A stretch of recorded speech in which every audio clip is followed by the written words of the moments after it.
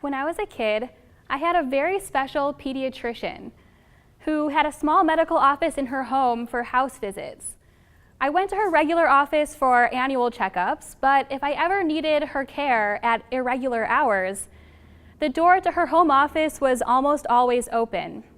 As a child with frequent ear infections, I distinctly remember visiting this doctor in her office that was a small room sectioned off of her kitchen. She had children of her own, pets, all sorts of chaos and craziness, but when I arrived, she would close the door that sequestered her office from the rest of her home and focus exclusively on me. To begin the appointment, she would listen. Through her stethoscope, she would quite literally listen to my heart, to its rhythmic beating inside my chest. She would listen carefully to my lungs as they expanded and contracted with my breath. She sought out and listened closely to the sounds that, through a rather unsophisticated tool, are loud and vital and contain so much information, but are otherwise unhearable to the human ear. She allowed these sounds to speak to her. What's remarkable about this memory is that not only did this doctor enable me to hear by prescribing medicine for my inflamed ear canals, she also modeled and therefore taught me what it means to really listen with intention. Although I did not know it at the time, this doctor had a lot to teach me about the art of listening. I open with this memory because I think that Parshat Vayikra contains an important message about how we can learn to listen more effectively and thereby improve and enrich how we relate to one another. Some people say that as a society, we are losing our ability to listen. Sound experts tell us that even though we spend 60% of our communication time listening, we only retain about 25% of what we hear. We're not motivated to listen closely most of the time, in part because of the central role that recording mechanisms play in our lives. Whether because of note-taking, video, or voice recording, it has become culturally less important to listen closely simply because we don't have to. We can easily access the information at a later time without exerting the effort to listen from the outset. And even when we want to listen, we find it is increasingly hard to do so today. Perhaps paradoxically, because we hear so much noise all the time. We have a constant stream of words and sounds coming into our ears from podcasts and music, not to mention the uninterrupted noise from the world around us of traffic, sirens, and construction. So deep listening, in addition to this, can feel exhausting. And indeed, it is in these moments of exhaustion when we resort to our recording devices, be it our pencil or our phone, so that we can put off the listening for a later time, a time we all know is more imagined than real. But having the ability to listen is a crucially important element of a well-functioning society. Listening, not simply having the ability to hear words or sounds, but conscious, intentional listening. A listening where we internalize and respond to what we hear, deepens our interactions with one another, and opens the door to true understanding. It is sad to imagine a world where more and more of what we think of as important is bookmarked rather than internalized. So, how can we help ourselves and our communities cultivate the ability to listen closely? In his newly published book called The Torah of Music, Hadar's Joey Weisenberg writes that the whole world is singing, but we've barely begun to hear it. Joey says that singing itself is ultimately not about singing per se.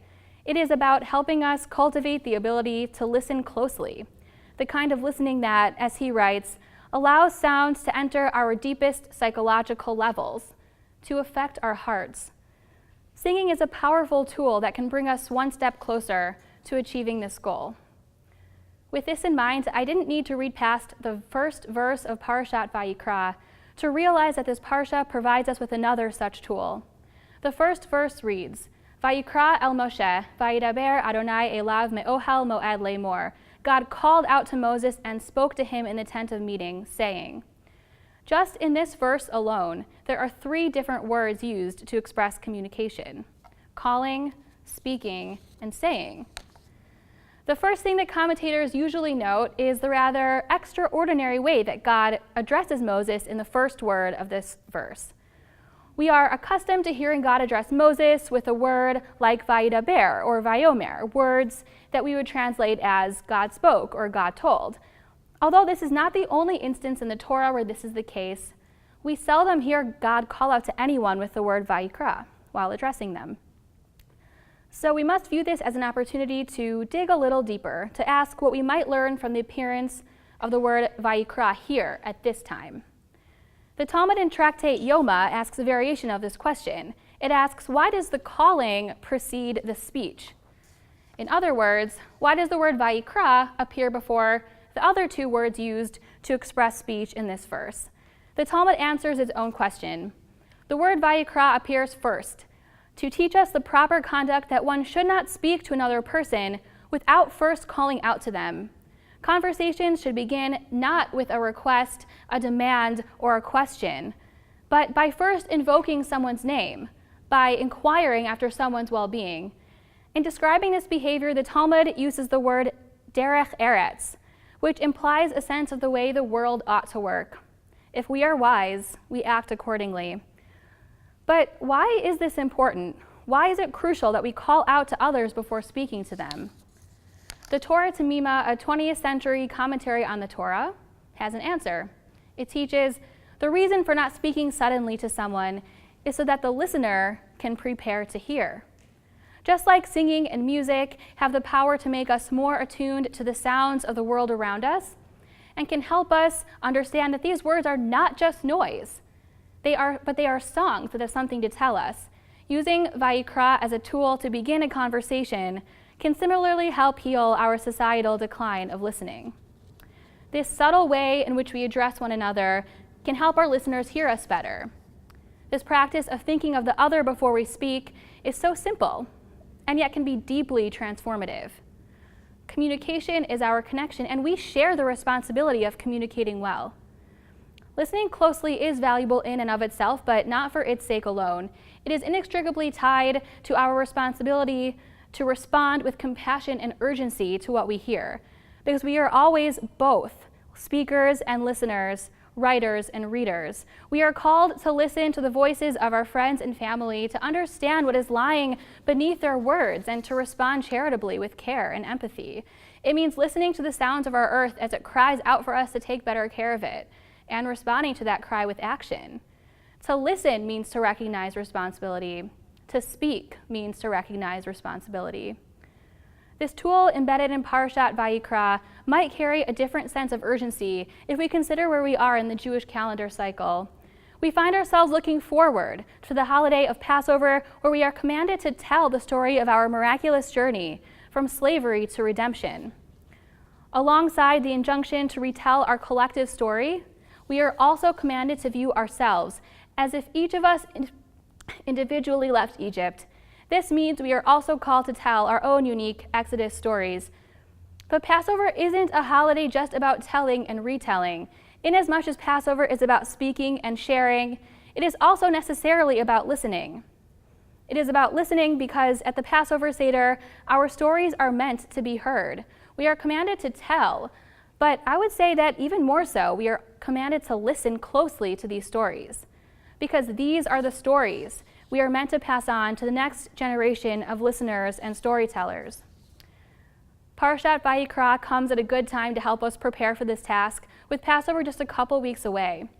We are reminded now, in this moment, of the power that conscious listening has to transform a society, and we need this practice of Vayikra to help us listen with more intention and care to these stories. So when we sit down at our Passover Seder, let us recognize this night as a gift, where our main purpose is to listen to stories and songs. Maybe this is the later time par excellence, when we finally have the opportunity to listen by asking for personal stories to be shared. But we don't have to postpone this listening until Passover. In the meantime, we can already start this practice. Speak with consideration for the listener, and when you listen, try to hear the music. Thank you. Kaddish de Rabbana. Yikadav Yikadash Shemei Rabbah. בעלמא דיברה קירותיה וימליך מלכותיה בחייכון וביומייכון ובחיי דכל בית ישראל בעגלה ובזמן קריב אמרו אמן יהי שמי רבה מברך לעולם למעלמיה יתברך וישתבח ויתפאר ויתרומם ויתנשא ויתהדר ויתעלה ויתהלה שמי תקודשה בריחו לעילה מכל ברכתה ושירתה תושבחתה ונחמתה דאמירן בעלמא ואמרו אמן על ישראל ועל רבנן ועל תלמידי הון ועל כל תלמידי הון ועל כל מן דעסקין באורייתא דיב אתרא הדין בדיב בכל אתר ואתר יהי להון ולכון שלום רבה חינא וחיסדא ורחמין והחיים אריכין ומזונה רוויחה ופורקנה מן קודם אבוהון דבשמיא ואמרו אמן יהי שלום רבה מן שמיא וחיים טובים עלינו ועל כל ישראל ואמרו אמן עושה שלום במרומיו הוא ברחמיו יעשה שלום עלינו ועל כל ישראל ועל כל יושבי תבל ואמרו אמן. Great. Okay. Thanks. Okay. Thank you.